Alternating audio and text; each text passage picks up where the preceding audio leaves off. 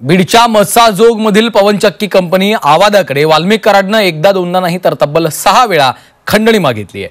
आरोपपत्रात कंपनीच्या प्रकल्प अधिकारी सुनील शिंदे यांच्या जबाबामधून ही माहिती समोर आली आहे। आवादा कंपनीचे अधिकारी सुनील शिंदे यांनी दिलेला जबाब झी24 तासच्या हाती लागलाय। पाहूयात।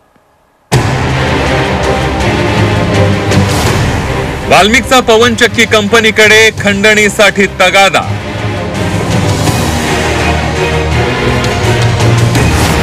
तब्बल 6 वेळा आवादाकडे मागितली खंडणी।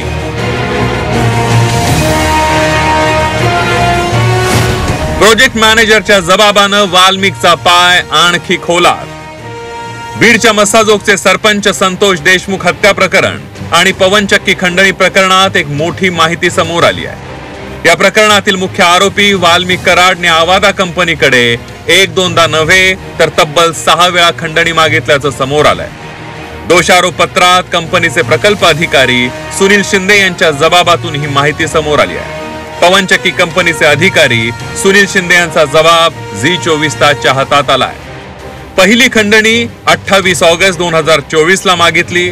फोनवरून धमकी देण्यात आली, तुम्ही परळीत येऊन भेटा नाहीतर काम बंद करतो। दुसरी खंडणी मागितली 11 सप्टेंबर 2024 रोजी, वरिष्ठांना माझ्याकडे घेऊन या, कुठे काम चालू आहे माहित आहे।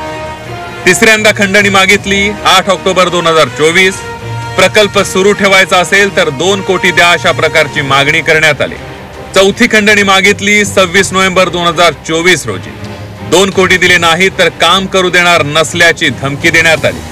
पाचवी खंडणी मागितली 29 नोव्हेंबर 2024 ला, काम चालू कराल तर याद राखा अशी पुन्हा एकदा धमकी देण्यात आली। सहावी खंडणी मागितली 6 डिसेंबर 2024 रोजी, सुदर्शन घुलेची कंपनीतील कर्मचाऱ्याला त्यानं शिवीगाळ केली आणि खंडणीसाठी धमकी दिली।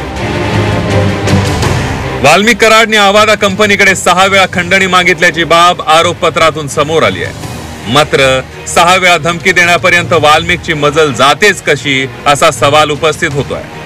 दरम्यानच्या काळात वाल्मिक विरोधात आवादा कंपनीने पोलिसात दिलेल्या तक्रारींची पोलिसांनी दखल का घेतली नाही?